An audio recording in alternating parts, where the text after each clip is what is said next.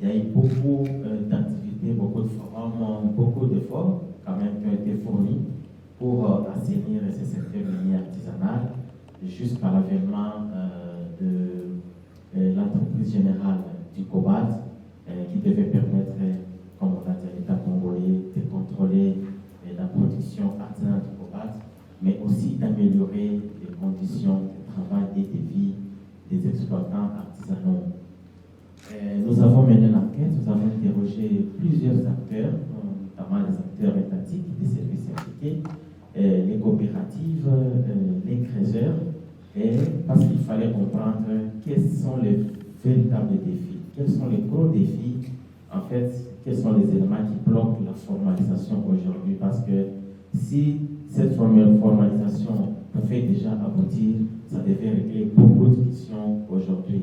Parce qu'aujourd'hui, on accuse les exploitants artisanaux d'entrer clandestinement dans les sites miniers industriels, de voler des minerais. La plupart d'entre eux sont arrêtés, torturés, tués, mordus par des chiens policiers. Et la formalisation devait proposer des réponses à ce genre de problèmes.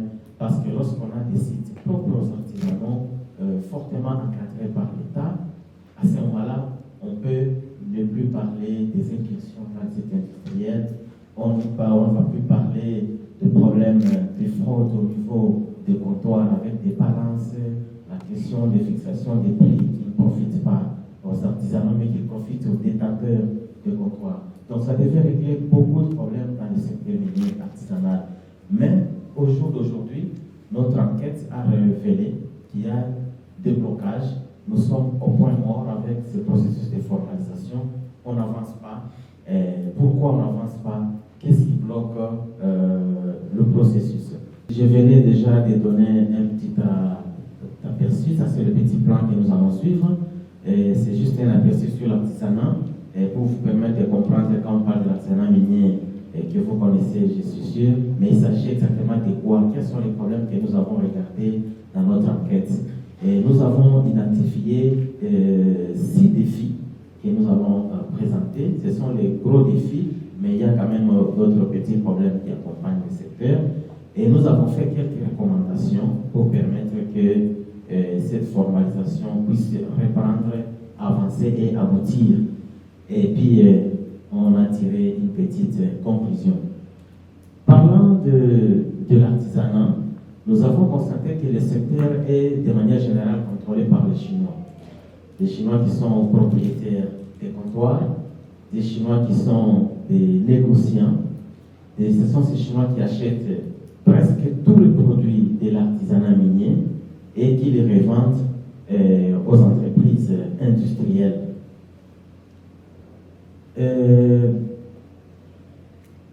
Cette activité est pratiquée dans des concessions privées.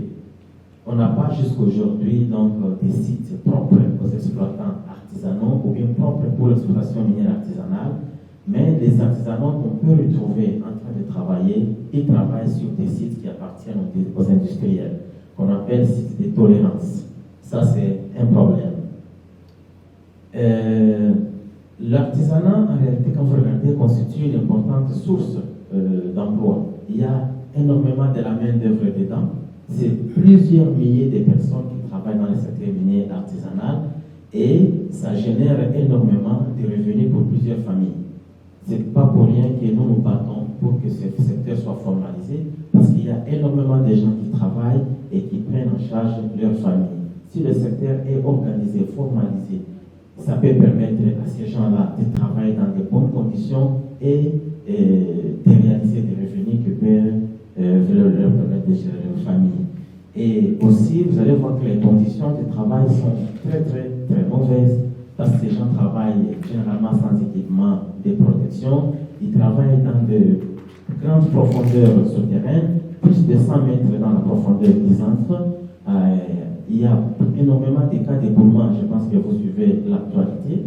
Vous allez voir qu'il y a beaucoup de cas d'éboulement au Lualaba, chaque fois, surtout pendant la saison pluvieuse, et les artisanaux meurent chaque jour.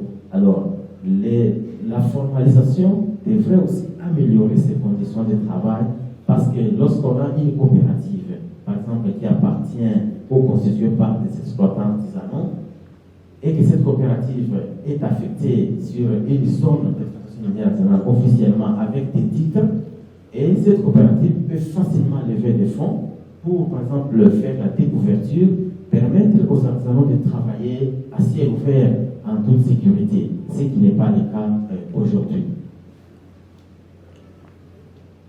Quels sont les défis que nous avons pu identifier au cours de notre enquête d'accompagnement de la formalisation?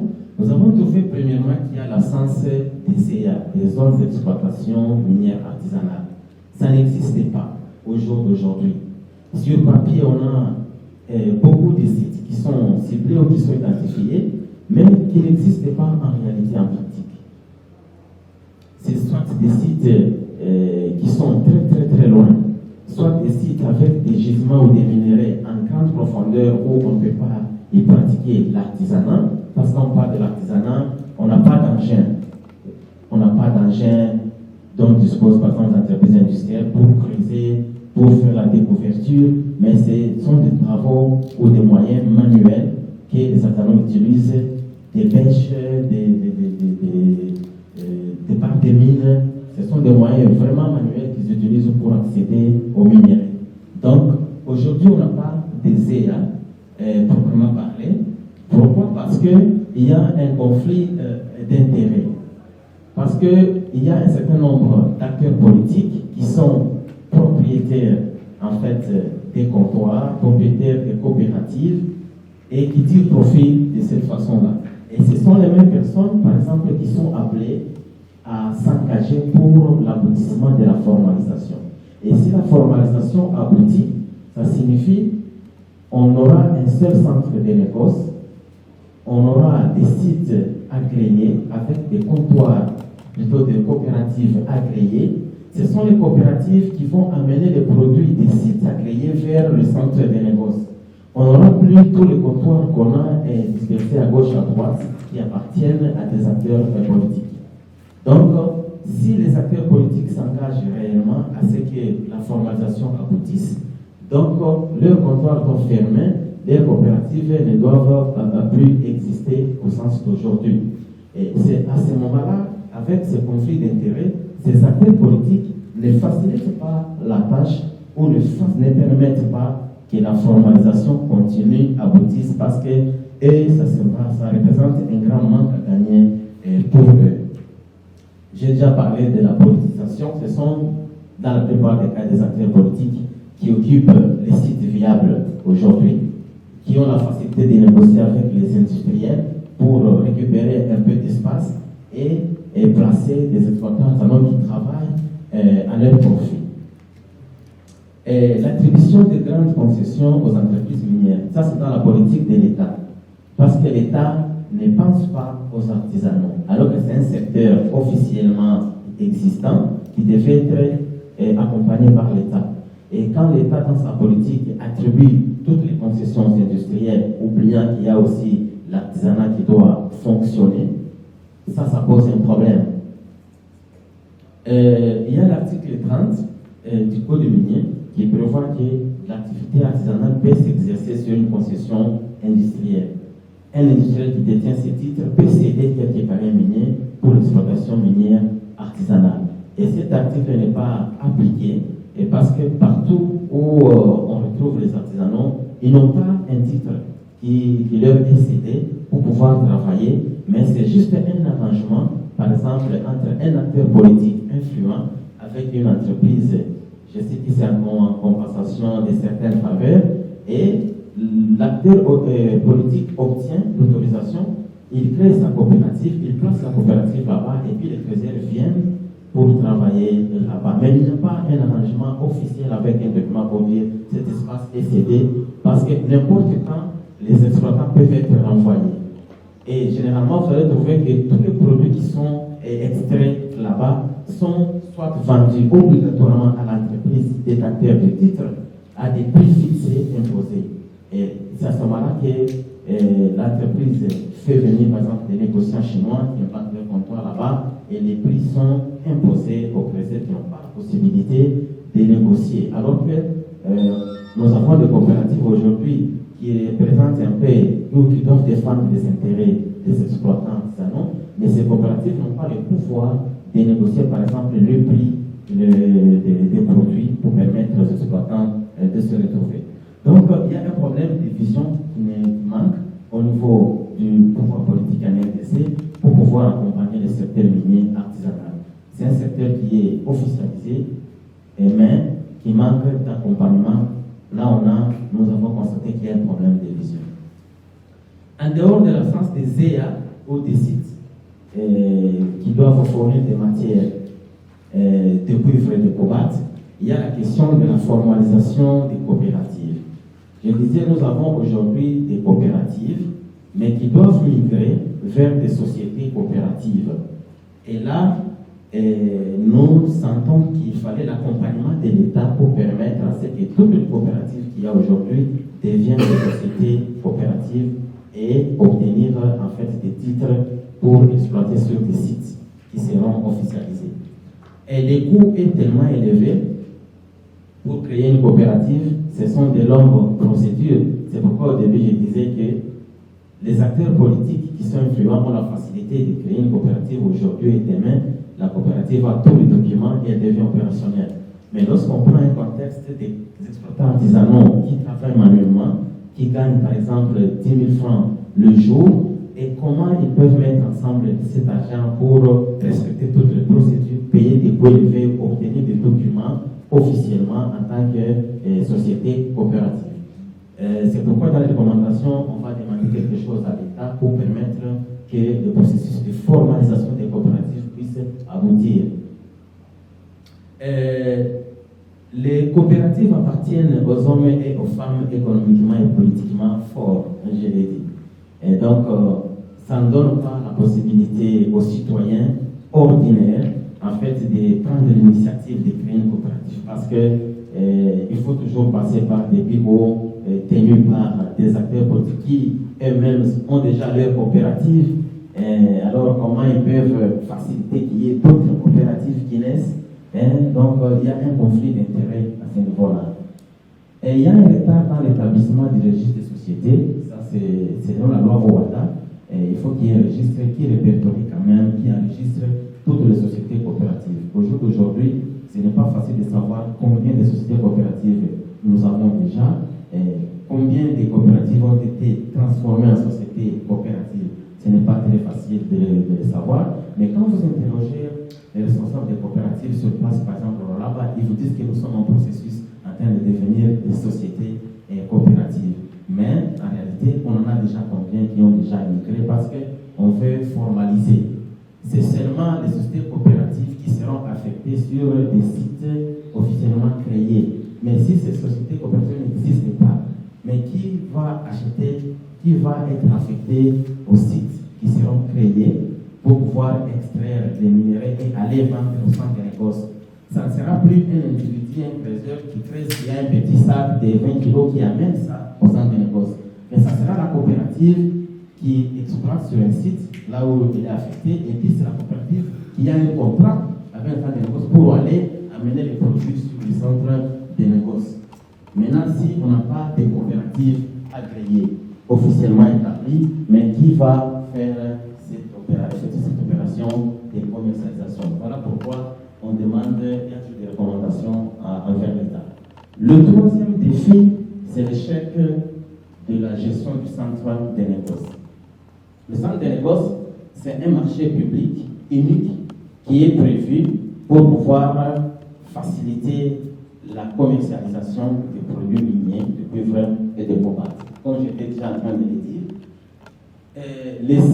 les produits proviennent des EA, des sites, et ces produits sont acheminés par des coopératives au centre de négoce, et le centre de négoce vend les produits. Ce centre de négoce, aujourd'hui, il a été construit, mais il ne fonctionne pas. Pourquoi? Parce que les défis sont liés. Le centre de négoce n'est pas ravitaillé en produits miniers artisanaux parce qu'il n'y a pas des EA qui puissent fournir des minéraux. Il n'existe pas de sociétés coopératives agréées et affectées officiellement sur ces EA qui n'existent pas et qui puissent venir vendre ou acheminer les produits au centre de négoce. négoce pour que les différents acheteurs viennent maintenant acheter. Ça, c'est vraiment le troisième grand défi. Donc, les EA n'existaient pas, c'est pourquoi le centre de négoce ne fonctionne pas, parce qu'il ne peut pas être ravitaillé. Et on n'a pas, en fait, des sociétés coopératives. Aujourd'hui, il y a cette question des conflits d'intérêts entre les acteurs politiques qui doivent faciliter la formalisation et qui sont aujourd'hui détenteurs propriétaires des coopératives. Et l'autre élément, pour ce qui ne fait pas fonctionner le centre de négoce, en fait, c'est la réouverture des comptoirs. Emmanuel l'a dit dans l'introduction, qu'une mesure provinciale avait été prise pour fermer tous les comptoirs qui existaient en dehors du centre de négoce, qu'on appelle Osoko. Mais tous ces comptoirs-là avaient été fermés. Mais depuis un temps, tous ces comptoirs ont réouvert. Dans tous les quartiers, à côté de tous les sites où les internautes travaillent, il y a des comptoirs qui sont revenus et qui achètent directement les produits. Et ces comptoirs, comme nous l'avons dit, sont protégés, sont tenus généralement par des Chinois, mais protégés par des acteurs politiques selon certains engagements. Donc le fait que tous ces comptoirs aient réouvert, ça signifie que le centre de négoce aura difficile à fonctionner parce que l'idée c'était de canaliser tous les produits de tous les sites vers le centre de négoce où le prix sera officiellement fixé. Il y aura des laboratoires pour tester la teneur des différents produits qui sont amenés et la coopérative qui amène les produits a la possibilité de vendre à n'importe quel comptoir selon que le prix est abordable ou pas. Mais lorsqu'on laisse les comptoirs à côté des sites ou dans les quartiers résidentiels, on est en train d'encourager une mauvaise formalisation. Voilà pourquoi cette mesure devait être respectée, de continuer à fermer tous les comptoirs, c'est pour permettre à l'État de contrôler quand même quelle quantité de produits du gouvernement viennent de quel site et sont amenés au niveau du centre de négoce. Ça permettra à l'État quand même d'avoir même des chiffres, parce qu'aujourd'hui, on dit l'artisanat contribue avec quelle quantité de produits miniers artisanaux. Mais quand on va dans les cobaltes, combien de tonnes de cobalt sont produits par l'artisanat? On n'a pas la précision des chiffres même au niveau de l'État, parce qu'il y a des produits qui partent des concessions d'extraction directement vers les entreprises que l'État ne sait pas exactement suivre. Mais si on a le centre de négoce qui est opérationnel, c'est plus facile de retracer tous les produits qui sont amenés et qui sont vendus, qui sont achetés au niveau du centre de négoce. Voilà. Les trois autres défis, c'est notamment le retour de comptoirs que je venais déjà d'évoquer, qui étaient fermés mais qui sont revenus avec force. Et quand vous entrez dedans, tous ces comptoirs appartiennent à des acteurs politiques parce qu'ils achètent des produits directement à partir de la carrière et ils acheminent voilà, au niveau des entités de traitement ou au niveau des entreprises qui veulent acheter. Il y a l'échec d'opérationnalisation de l'EGC. C'est l'entreprise générale du cobalt qui a été créée justement pour permettre à l'État de contrôler les cobaltes artisanales, mais aussi cette DGC devait avoir le monopole d'achat de tous les produits de l'artisanat et leur commercialisation. Mais EGC aujourd'hui ne fonctionne pas parce que les EA n'existaient pas. Si vous voyez que le départ, ce sont les EA. Si les sites de production de minerais artisanaux officiellement établis n'existaient pas, donc le centre de négoce ne peut pas fonctionner. Et si le centre de négoce ne fonctionne pas, EGC ne fonctionne pas parce que EGC exerce au niveau du centre de négoce. Donc le fait que les EA ne soient pas là, ça bloque l'entreprise générale du cobalt de pouvoir fonctionner. On parle du manque de financement et d'accompagnement du gouvernement pour cette question-là. Parce que pour que les EA existent, il faut que l'État s'implique. Et les EA qui seront identifiés ont besoin de financement pour des travaux de découverture, pour permettre aux internautes de travailler en toute sécurité. Et comme il n'y a pas suffisamment de moyens, et ça pose problème. Et je l'ai dit que les coopératives qui peuvent être affectées sur de nouveaux sites, si ces coopératives n'ont pas de titres pour pouvoir lever des fonds donc c'est difficile de fonctionner selon l'esprit de la formalisation. Il y a la non prise en compte des entités de traitement. Il y a aujourd'hui des entreprises qui traitent le cuivre et le cobalt, mais qui n'ont pas de carrière pour l'extraction, qui n'ont que des usines. Mais ces entreprises, ces entités-là se ravitaillent auprès des mêmes artisanaux. Alors si SGC prend le monopole d'acheter tous les produits du cobalt artisanal et de les vendre, maintenant ces entités de traitement vont s'approvisionner comment? De toute façon, c'est prévu que toutes ces entités aient des contrats avec SGC pour pouvoir aussi acheter, comme tout le monde, au centre des négoces. Alors ces entités de traitement-là, aujourd'hui, ont la possibilité d'acheter au prix qu'elles imposent. Mais s'il faudra aller acheter au centre des négoces, c'est au prix qui sera fixé par l'État au niveau du centre des négoces. Alors ces entités de traitement sont un peu en difficulté à ce niveau-là. Donc SGC devra harmoniser avec ces entités de traitement. Mais à partir du moment où on n'aura pas un seul endroit de commercialisation, on va garder les comptoirs à côté, à gauche, à droite. Donc, ces entités de traitement vont continuer à s'approvisionner au niveau de ces entités-là, au niveau de ces comptoirs illégaux, parce que sur le comptoir légal, il y a un peu de restrictions, il y a des mesures qui ne permettent pas à ces entités d'acheter au prix de leur gré. Ces entités imposent le prix. On amène un sac constitué du cobalt, du cuivre et d'autres minéraux, mais l'acheteur vous dit, moi j'achète seulement le cuivre. C'est-à-dire tous les produits cobaltifères qui sont dedans là ne sont pas achetés. Mais alors que sur le centre des négoces, quand on amène des charges de produits, on doit identifier toutes les composantes qui sont dedans et on doit les acheter. Voilà pourquoi on disait que ça devait profiter énormément aux exploitants artisanaux par rapport à la situation qu'on a aujourd'hui. Parce que les Chinois profitent deux fois. Quand c'est le cuivre qui a un prix élevé, ils disent on n'achète plus le cuivre, on achète le cobalt. Si c'est le cobalt qui augmente des prix, ils disent non, on n'achète plus le cobalt, on achète le cuivre. Et quand vous amenez des produits constitués de plusieurs composantes, eux n'achètent qu'une seule composante. Et les restes, quand ils prennent, ils vont trier, ils vont séparer et ils vont vendre toutes les composantes qui sont dedans. Voilà comment ils sont en train énormément de gagner au détriment des exploitants même qui meurent dans des trous et qui ne se retrouvent pas. Nous avons finalement la multiplicité des initiatives. Ce sont des initiatives de traçabilité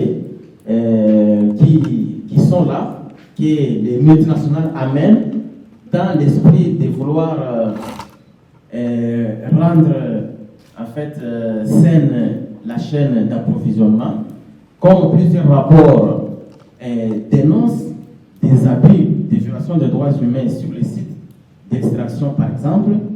Et on pense que le cobalt congolais n'est pas propre parce qu'il provient des sites où il y a des violations des droits humains. Et certaines entreprises qui ne peuvent pas arrêter d'acheter les cobalt du Congo cherchent quand même à améliorer l'image de la chaîne d'approvisionnement en amenant des initiatives pour dire qu'on veut contrôler d'où vient le cobalt, on veut faire respecter les droits humains, on veut tracer correctement les cobalt que nous, par exemple, c'est juste un exemple. Moi, Clencor, le cobalt que j'achète provient de tel site, de tel site. Donc là, sur ce site-là, il n'y a pas d'enfants qui travaillent, il n'y a pas de mauvaises conditions de travail pour les femmes et pour tout le monde, la sécurité est assurée, ainsi de suite.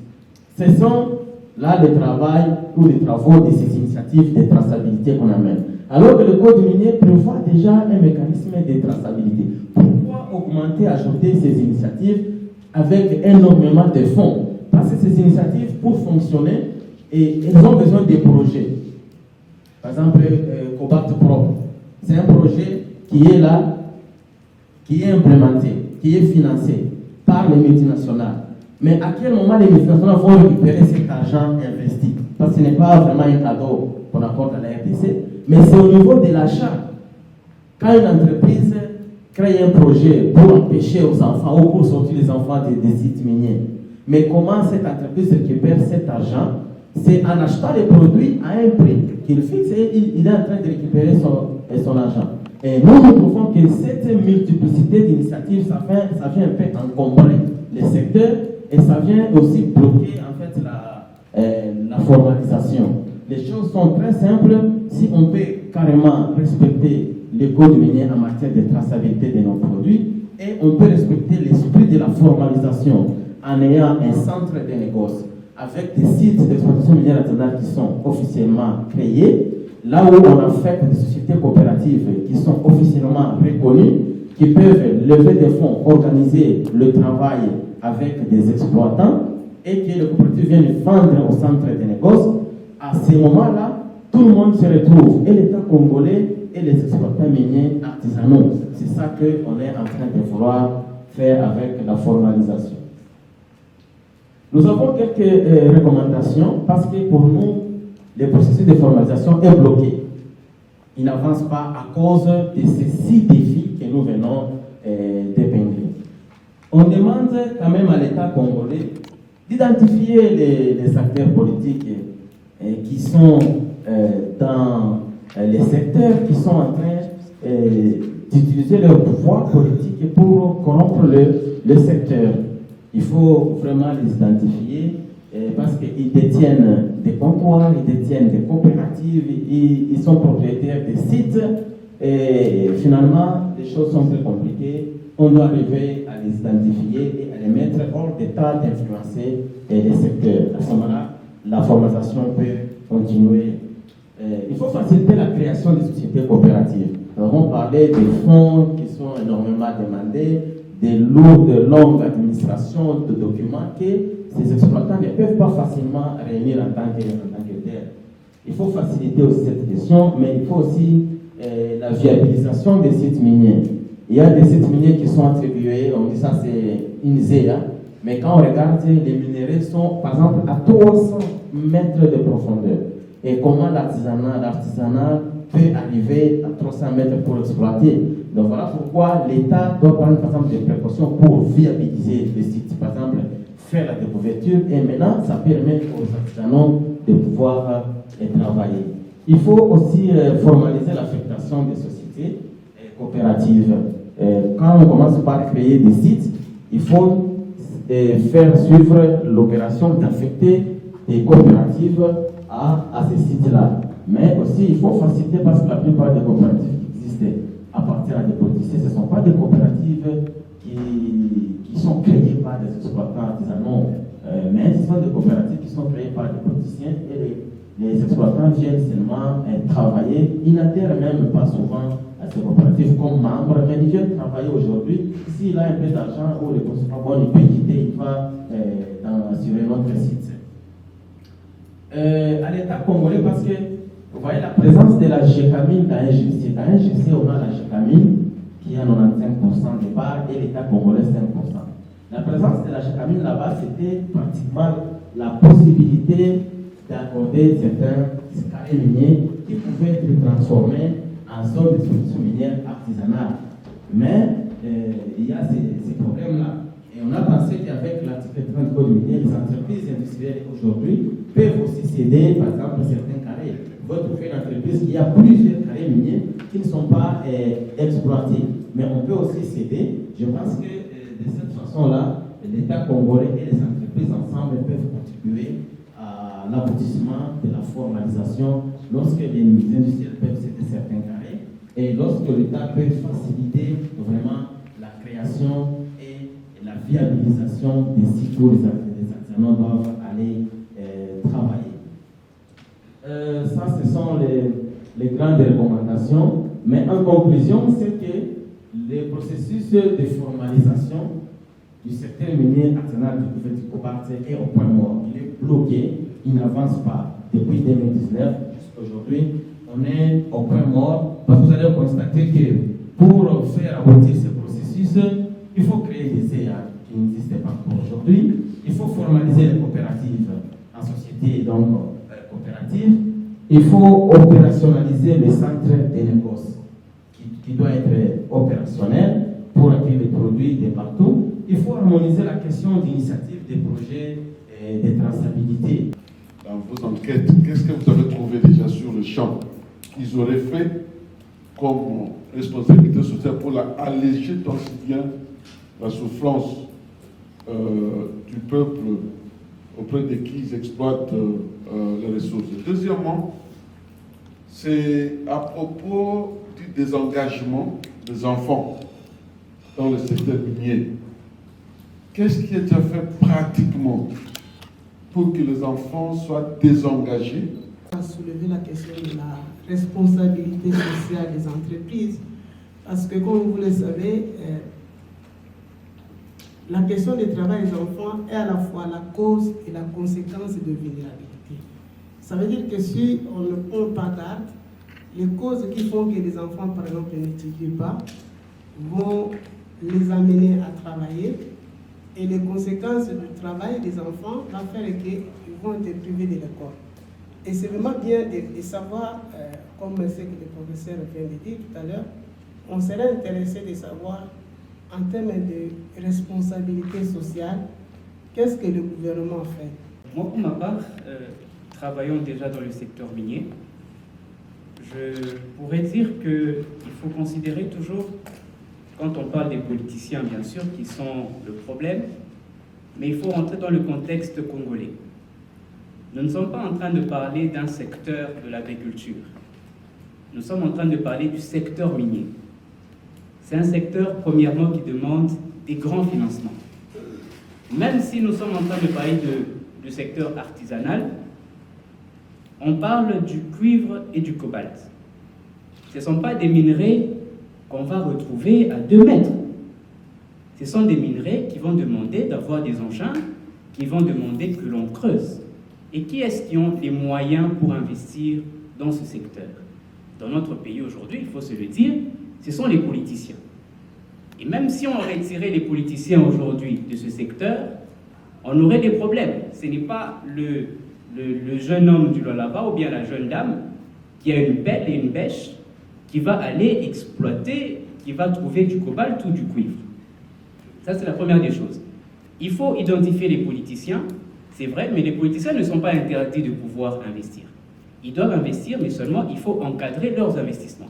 Il ne faudrait pas qu'ils utilisent leur influence pour pouvoir s'enrichir au détriment de la population. La question des EA en RDC pose beaucoup de problèmes. Pour la petite histoire, je ne sais pas, moi, je n'ai pas...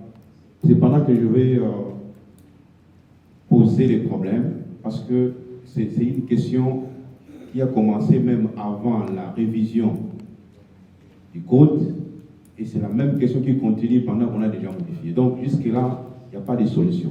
C'est pour cela, moi, je me demande, ou je pose la question, ou encore moins, je voudrais que vous nous expliquiez, qu'est-ce que vous, par votre expertise, qu'est-ce que vous pouvez donner comme solution par rapport aux politiciens? Parce qu'on en parle toujours, mais il n'y a pas de solution. Deuxièmement, la ZEA est créée à partir des provinces. Ce sont les autochtones qui sont habilités à travailler dans les ZEA. Mais très souvent, on constate que ce sont les politiciens, ce sont aussi les cadres qui prennent même des contacts avec les entreprises pour qu'ils viennent travailler dans la ZEA. C'est toujours compliqué. La production, comme vous l'avez dit, la traçabilité, elle n'est pas respectée. Tout Congolais a salué lorsque l'État a décidé de vouloir contrôler la production du secteur minier artisanal. Même si, parce qu'il y a des débats, hein, ça représente combien? Il y a des gens qui disent « Ah non, c'est à peu près 20% de la production ». Mais je peux vous garantir que ce n'est pas à cette proportion-là. Le secteur minier artisanal ne produit pas, ça n'arrive même pas à 10% de la production. Pourquoi? Parce que nous avons parlé avec les experts qui nous ont démontré que c'est pratiquement impossible que les creuseurs produisent 30% de ce que toute la machinerie, toutes les machines qui sont dans ces entreprises produisent. Lorsque vous essayez de comparer les entreprises minières, les types de machines qu'ils utilisent, les types de véhicules qu'ils utilisent, que les gens à main nue puissent produire 20% de leur production. Et quand vous faites des calculs, c'est pratiquement faux. Et ça touche aussi la question de tout ce que nous disons. Le fait de lier les cobaltes aux enfants, il y a des avantages et des désavantages. Le désavantage, c'est qu'au jour d'aujourd'hui, si les acheteurs du cobalt disent qu'on n'achète plus le cobalt congolais, et donc ça s'est fait au détriment de la RDC, mais à l'avantage d'autres pays. Et on a vu, quand nous avions publié notre rapport, c'est le Maroc qui s'est présenté, c'est l'Australie qui s'est présentée. On a dit non, mais on n'achète plus en RDC. Nous, on va au Maroc parce qu'il n'y a pas d'enfants, il n'y a pas. Et donc, nous étions obligés de faire encore une autre campagne pour dire non, si nous dénonçons, ce n'est pas parce que vous devez quitter, mais il faut qu'on trouve comment on améliore en fait la situation sur terrain.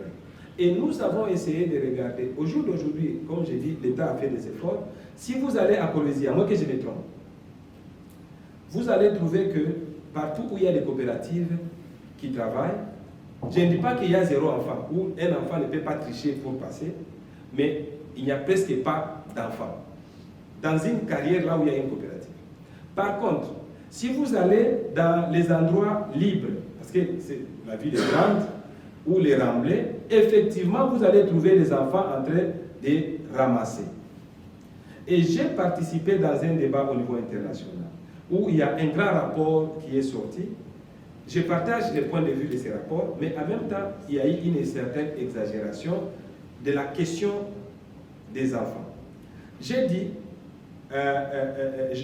ma réflexion était de dire, allons-nous déplacer toute la ville de Colosie pour protéger les enfants?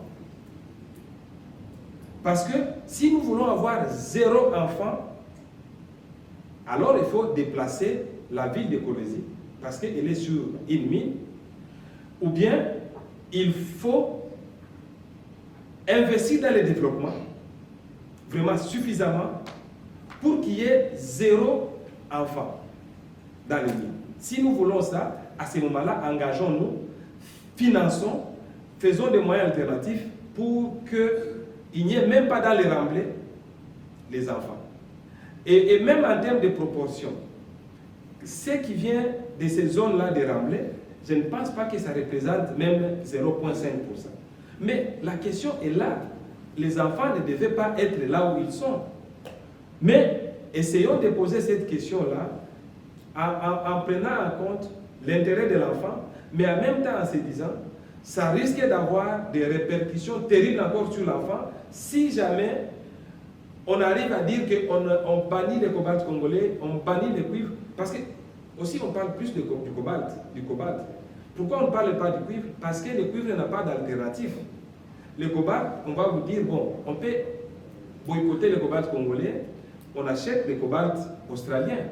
Mais le cuivre, il n'y a pas d'alternative. Et vous allez voir, même dans les messages qu'on lance, très souvent, on ne parle pas du cuivre.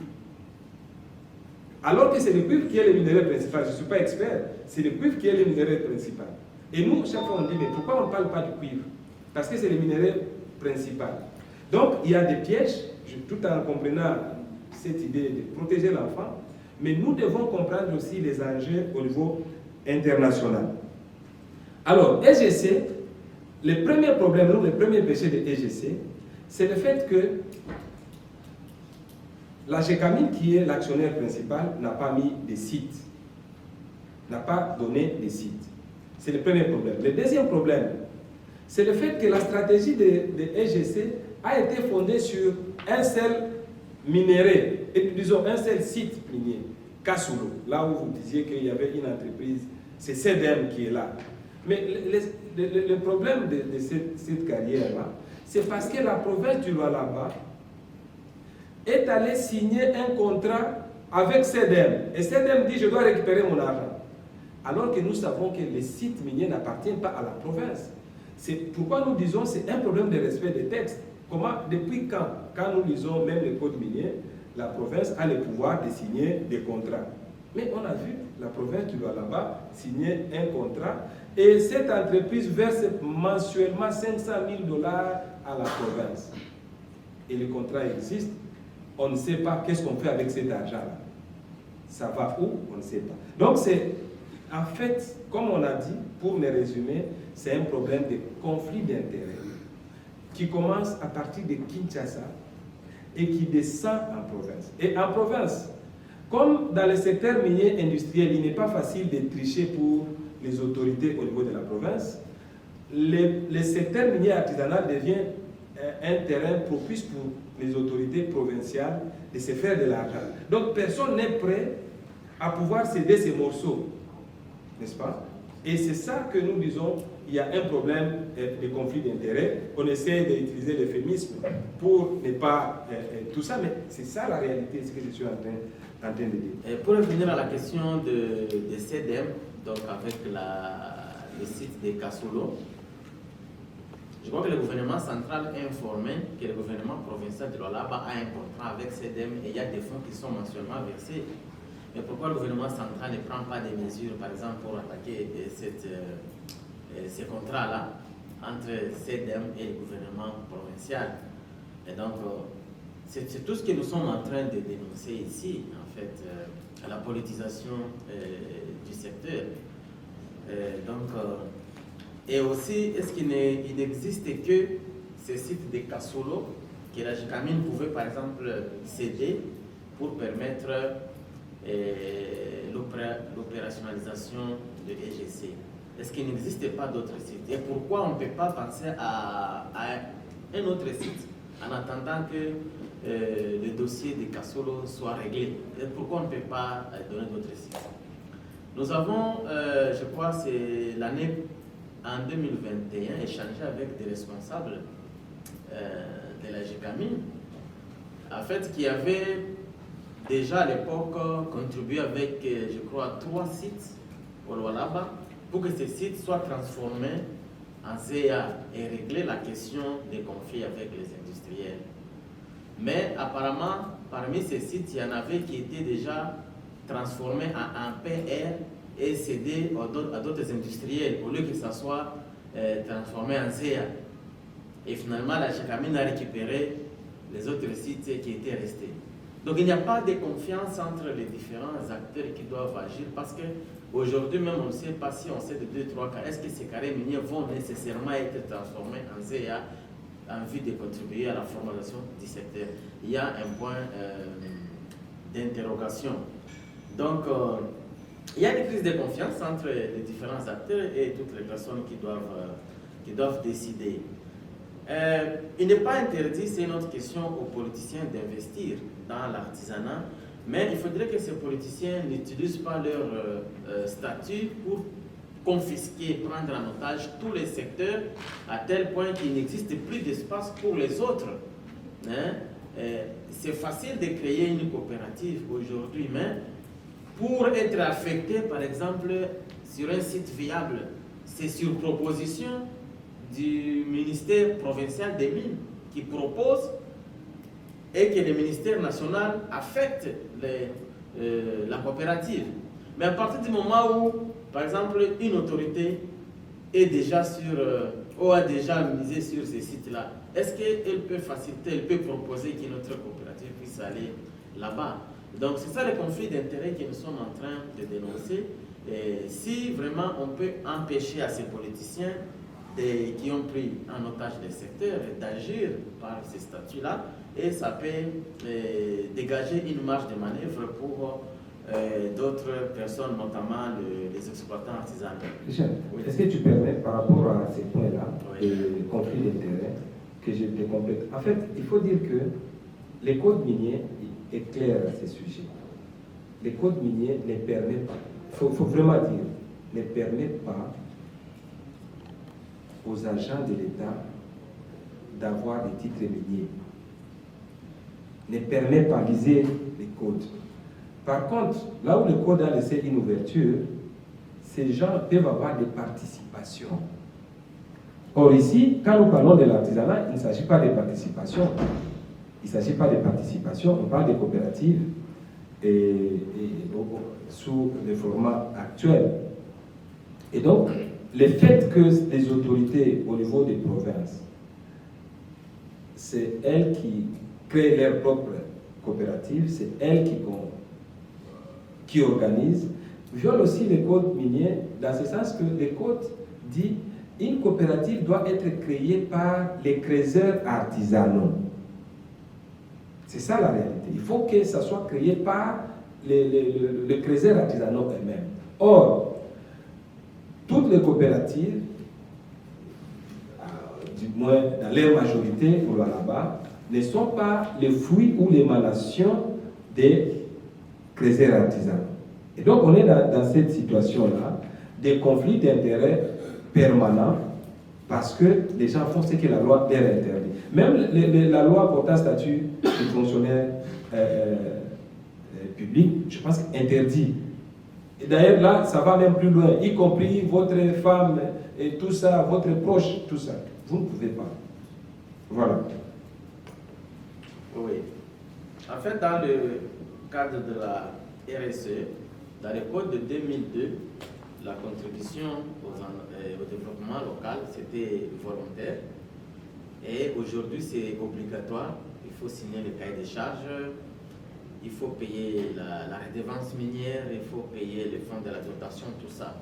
Nous sommes quand même contents que l'État s'est réveillé, toujours dans le Conseil des ministres. On a constaté qu'il y a beaucoup d'entreprises qui jusque-là n'ont pas encore signé le cahier des charges. Il y en a qui l'ont déjà signé mais qui ne l'appliquent pas. Pourquoi tout ça? Et le président a insisté sur le fait que vraiment il faut un suivi de la part du ministère des Mines pour que toutes les entreprises puissent se conformer.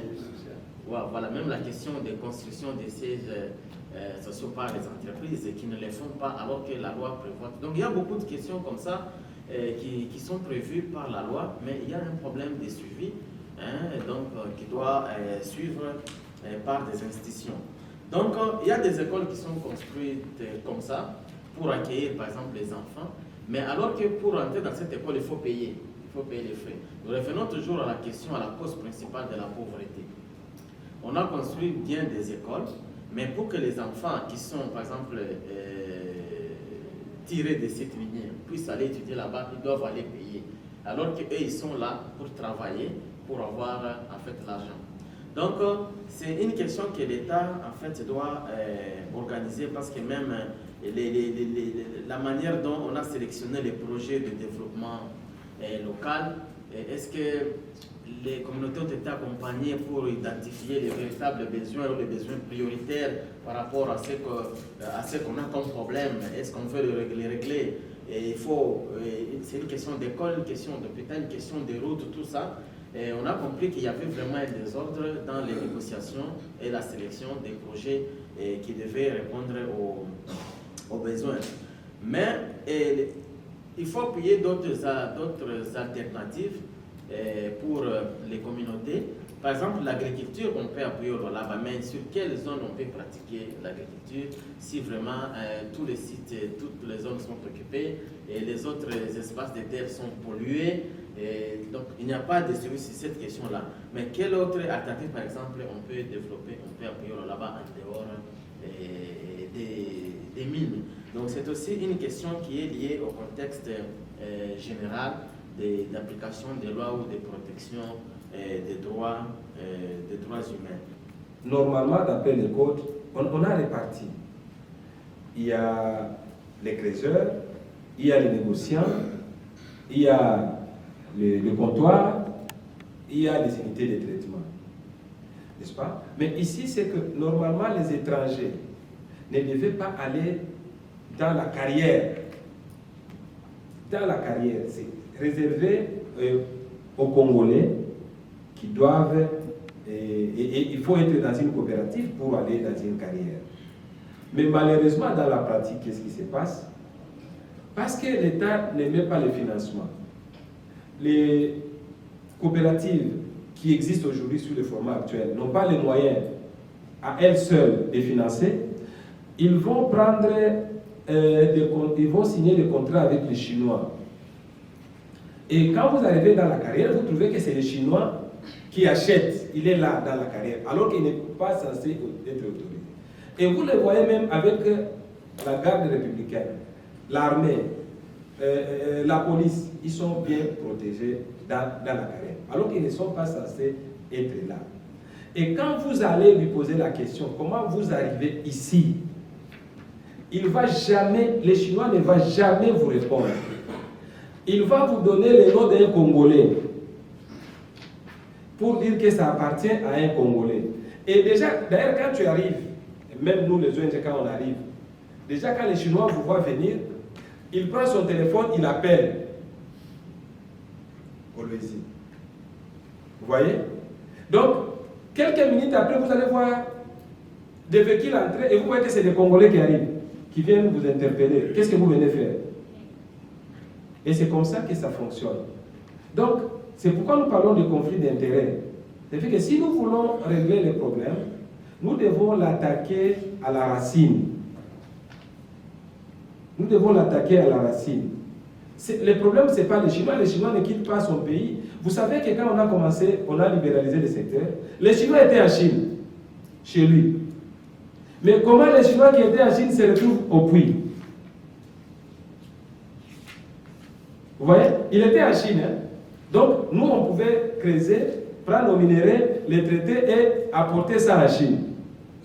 Mais aujourd'hui, les Chinois qui étaient en Chine se retrouvent au puits. C'est lui-même qui regarde combien de ça que vous avez creusé. C'est qu'il y a un problème, il y a une responsabilité au niveau de l'État. Nous pouvons accuser les entreprises, nous pouvons accuser les Chinois, mais nous avons, en tant que nation, une responsabilité. Le dernier point que je voulais clarifier, c'est que les entreprises minières, je ne suis pas leur défenseur, nous avons des débats avec elles sur d'autres questions, mais les minéraux ne viennent pas, qui viennent de l'exploitation minière artisanale, n'alimentent pas, vraiment les grandes entreprises que moi je connais, n'alimentent pas. Mais c'est plutôt, il y a des comptoirs qui achètent, comme CDM et les autres, qui vont vendre ça dans les entités, je dis bien, des traitements. Parce que le code a permis qu'il y ait des entités de traitement qui peuvent ne pas avoir des concessions, mais qui vont acheter des minéraux qui viennent de l'exploitation minière artisanale. Parce que dans l'esprit du code minier, on devait prévoir des zones d'exploitation minière artisanale, là où les creuseurs devaient creuser dans les coopératives et aller vendre à ces entités de traitement qui n'ont pas de concession. C'est en fait ça l'esprit de la loi. Vous voyez? Mais aujourd'hui, on est là. C'est pourquoi même, parfois, on invite les entreprises dans ces réunions ici, parce que, elles sont victimes d'envahissement. Si vous allez à Kolwezi, il y a les conflits entre les industriels et les artisanaux, parce que leurs sites sont envahis, parce qu'il y a cette question de l'article 30, où on demande aussi aux entreprises, ok, comme il y a assez de problèmes, est-ce que vous ne pouvez pas, au regard de l'article 30, céder des carrés pour que les creuseurs y travaillent? Mais le problème que les entreprises nous posent pour dire, quelle est la garantie, si j'ai donné mes 2 carrés, que vous allez directement transformer pour que les creuseurs y travaillent? Ou bien vous allez céder à un concurrent qui sera proche de moi? Et par le passé, il y a des exemples, même pendant que nous étions en train de parler de la formalisation, à qui sauter? On avait donné des zones d'exploitation minière. Quand on a trouvé du minerai, on a vendu. Au lieu de donner aux creuseurs, on a vendu au privé, à une autre entreprise. Alors les gens disent, si, même pendant que nous discutons des questions sérieuses, lorsque vous découvrez qu'il y a du minerai, au lieu de donner aux creuseurs, vous donnez à une entreprise concurrente qui va venir s'installer à côté de moi. Donc, il y a cette hésitation-là du côté des entreprises minières.